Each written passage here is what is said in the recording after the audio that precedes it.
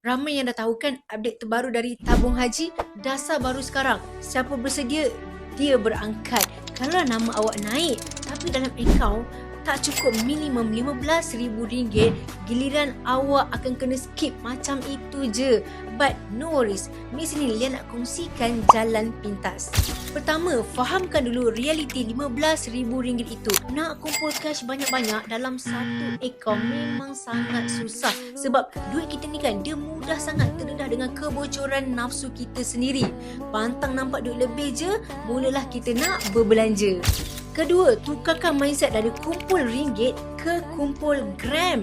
Let's say lah, harga emas RM630 per gram. Bermaksud RM15,000 itu cuma bersamaan dengan 24 gram sahaja. Daripada stres nak kumpul RM10,000, why not you fokus betul-betul nak kumpul 24 gram emas sahaja.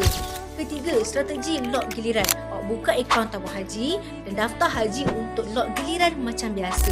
Tapi, baki simpanan awak tu, displaykan diri kumpul dalam akaun emas Gap. Bila gram dah cukup 24 gram, cairkan je dan masukkan terus ke tabung haji untuk lepaskan syarat wajib RM15,000 itu je.